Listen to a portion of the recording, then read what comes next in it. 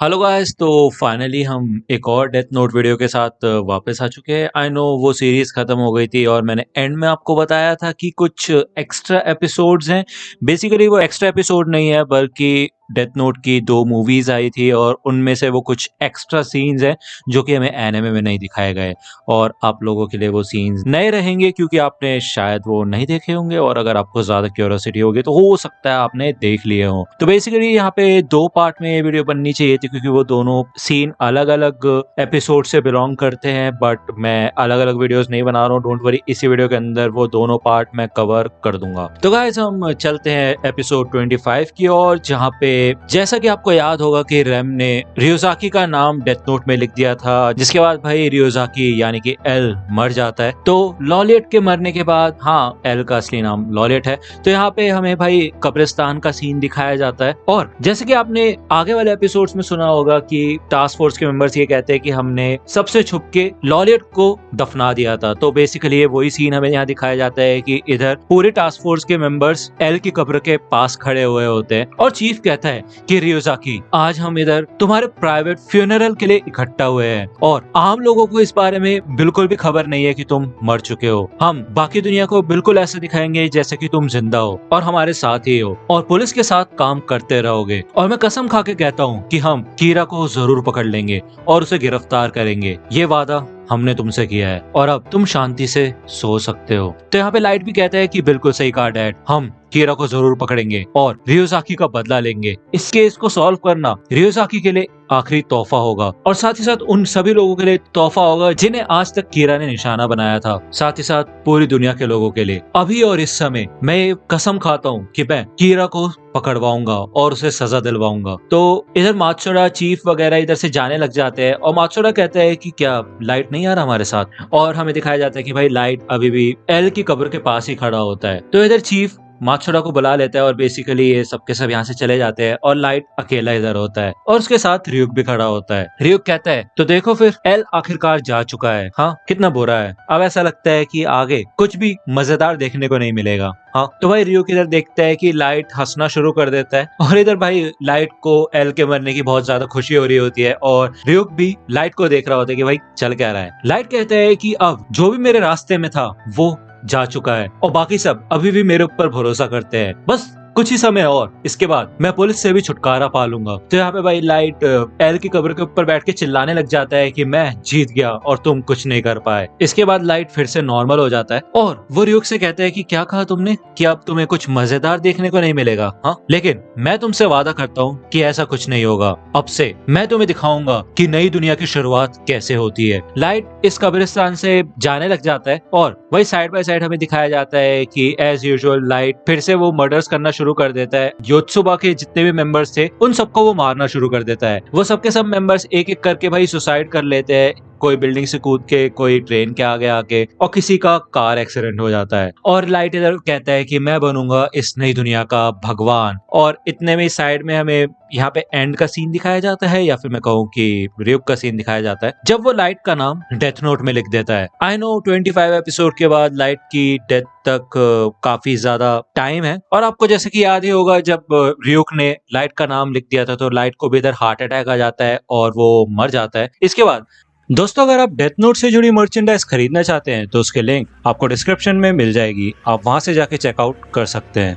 हमें इधर shinigami realm का सीन दिखाया जाता है। इधर अभी भी कुछ शिनिगामी भाई बैठ के मजे मार रहे होते हैं और उनमें से एक शिनिगामी कहता है क्या क्या कह रहे हो तुम, उससे मिलना चाहते हो सच में? तो यहाँ पे एक शिनिगामी होता है और वो कहता है हाँ। तो ये बाकी शिनिगामी पूछते हैं क्यों, उससे क्यों मिलना चाहते हो तुम, और वैसे भी उससे मिलके करोगे क्या तुम? तो ये शिनिगामी कहते हैं हाँ और क्या, उससे मिलके अपना समय बर्बाद मत करो, समझे? तो ये शिनिगामी कहता है कि बस मुझे बताओ, तुमने सुना नहीं? मैंने सुना है कि वो यहीं पे है, वो शिनिगामी जो कि इंसानी दुनिया में गया था और उसने वहां जाके कुछ मजे उड़ाए थे, बताओ मुझे किधर है वो। हमें दिखाया जाता है कि ये शिनिगामी के बैक पे गिटार जैसी वही हड्डी लटकी होती है और इसने कोट वोट पहन रखा होता है और ये सीढ़ियों से ऊपर जा रहा होता है। जब वो इधर आता है तो हमें दिखाया जाता है कि इधर रियुक बैठा हुआ है और ऐसा लगता है कि काफी समय बीत चुका है क्योंकि पहले आपको याद ही होगा रियुक के बाल पूरी तरह से काले थे और अब उसके थोड़े बाल ग्रे हो गए हैं। तो रियुक कहता है कि तुम कौन हो? तो ये शिनिगामी कहता है कि मैं तुमसे मिलने आया हूँ, मैं चाहता हूँ कि तुम मुझे अपनी कहानी बताओ। तो रियुक कहता है क्या कैसी कहानी? तो ये शिनिगामी कहता है हाँ, और चिंता मत करो, मैं तुमसे ये काम मुफ्त में करने के लिए नहीं कह रहा, ठीक है? तो इधर वो शिनिगामी भाई एक एप्पल फेंक के देता है ryuk को, और ryuk देखता है कि भाई ये एप्पल तो पूरी तरह से सड़ा हुआ होता है। तो ryuk कहता है हाँ, वैसे अगर ये थोड़ा जूसी होता तो और ज्यादा मजा आता। हाँ, तो शिनिगामी कहता है ठीक है, फिर मैं भी इंसानी दुनिया में जाना चाहता हूँ, क्योंकि मैं इस सड़ी हुई दुनिया से परेशान हो चुका हूँ, और मैंने सुना है कि इंसानी दुनिया सच में काफी मजेदार होती है। तो ryuk कहता है कि तुम जैसे लोगों को देखने में कोई मजा नहीं,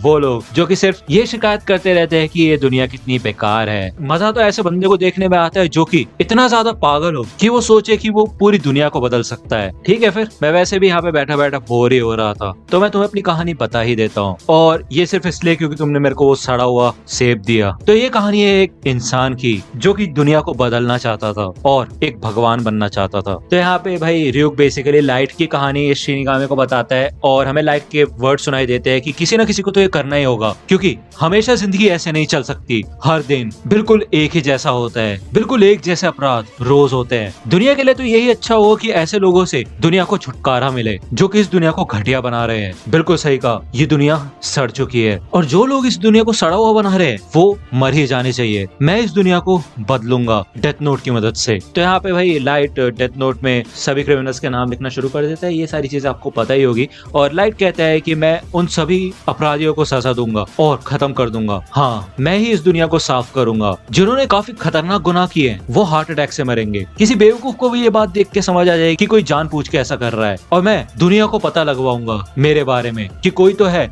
जो कि बुराई के खिलाफ लड़ रहा है, कोई तो है जो कि इंसाफ लेके आ रहा है। और अगर मैं ऐसा करूंगा तो ये दुनिया एक काफी शांति प्रिय जगह बन जाएगी, और मैं एक ऐसी दुनिया बनाऊंगा जहाँ पे सिर्फ अच्छे और ईमानदार लोग रहेंगे, और उन लोगों को भी मैं ही चुनूंगा, और मैं इस नई दुनिया का भगवान बनूंगा। तो गाइस बेसिकली आप ये कह सकते हैं कि ये सारी के सारी स्टोरी जो हमने अभी एनिमे में देखी थी वो सब की सब बातें ryuk उस नए वाले शिनिगामी को बता रहा होता है, और इधर फाइनली एंड में ryuk अपनी डेथ नोट को देखता है जहाँ पे उसने लाइट यागामी का नाम लिख रखा था। ryuk कहता है कि तुम उस समय कोई भगवान नहीं थे। तो यहाँ पे भाई ryuk देखता है कि वो शिनिगामी ऐसे जा चुका होता है, और वो कहता है अच्छा तो तुम चले गए क्या? तो जाओ फिर जाके देखो, अगर तुम लकी होगे तो कोई कमाल का इंसान तुम्हारी डेथ नोट को उठा लेगा, और हो सकता है कि तुम्हें वहाँ पे थोड़े मजे भी देखने को मिल जाए, कुछ ऐसी चीजें देखने को मिले जो कि शायद तुम कभी भूलोगे नहीं। क्यों, है कि नहीं लाइट? तो यार अभी हम इसके बाद कुछ थ्योरीज के बारे में भी बात कर लेते हैं। तो अब यहाँ पे कुछ लोग ये कहेंगे कि वो जो नया वाला शिनिगामी था वो लाइट ही है, बट इसके लिए हमारे पास कुछ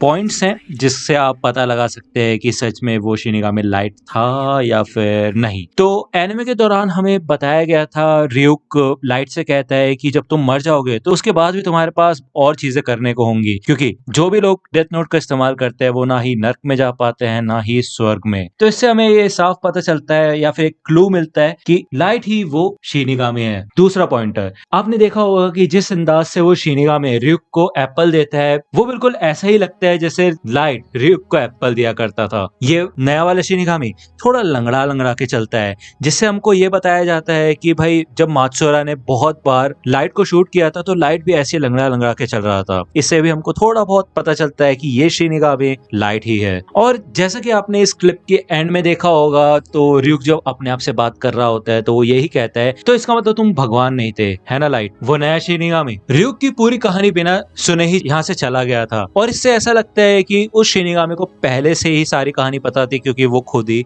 लाइट है। यहाँ पे हमें जब इंसानी दुनिया में रेम ने बताया था कि सारी के सारे शिनिगामी के डाइजेस्टिव सिस्टम सड़ चुके होते हैं, तो इससे कोई फर्क नहीं पड़ता कि वो कुछ खाते हैं या फिर नहीं। और क्योंकि लाइट को ये बात अच्छे से पता थी कि सिर्फ ryuk ही सेब खाता है, इस वजह से वो शिनिगामी भी ryuk के लिए सेब लेके आया था। तो ये कुछ पॉइंटर्स है जिससे ये साबित होता है कि वो शिनिगामी लाइट ही था। तो अब यहाँ पे हम कुछ ऐसे पॉइंटर्स के बारे में बात कर लेते हैं जिनसे ये साबित होता है कि वो शिनिगामी लाइट नहीं हो सकता। तो जब यहाँ पे लाइट स्कूल में था तो हमें मांगा के दौरान ये दिखाया गया था कि कुछ ऐसे ही दिखने वाला शिनिगामी पहले से ही शिनिगामी रेल्म में था। दूसरा, इस शिनिगामी के पास यहाँ पे कुल्हाड़ी जैसा एक हथियार है जो कि हड्डी से बना हुआ है, और हमें लाइट को किसी भी ऐसी चीज का इस्तेमाल करते हुए नहीं दिखाया गया है। तीसरा, ये शिनिगामी लाइट से थोड़ा लंबा है। और अब बात कर लेते हैं गॉगल्स की। तो यार आज तक लाइट ने कभी गॉगल्स नहीं पहने और हमने एनिमे के दौरान कभी भी लाइट को गॉगल्स में नहीं देखा है। हाँ, एक पॉसिबिलिटी हो सकती है कि इन गॉगल्स का मतलब ये है कि भाई लाइट ने कभी भी आई डील नहीं की, इस वजह से उसकी आंखों पे गॉगल्स लगे हुए हैं। लेकिन ये तो भाई हमारे ऊपर है कि हम क्या सोचना चाहते हैं। तो आप मुझे कमेंट सेक्शन में बताइए कि आपको क्या लगता है कि वो शिनिगामी लाइट था या फिर कोई ऐसा ही रैंडम शिनिगामी था। तो आज के वीडियो के लिए सिर्फ इतना ही, और ये 2 सीन्स थे भाई। अब मैंने बता दिया आपको कि क्या सीन है, ठीक है। वीडियो अच्छी लगी हो तो यार लाइक करना और प्लीज सब्सक्राइब कर देना यार। तो दोस्तों आज की वीडियो के लिए सिर्फ इतना ही। आई होप कि आपको ये वीडियो पसंद आई होगी। अगर आपको ये वीडियो पसंद आई हो तो प्लीज लाइक कीजिए, अपने दोस्तों के साथ शेयर कीजिए और मेरे चैनल को सब्सक्राइब करना मत भूलेगा।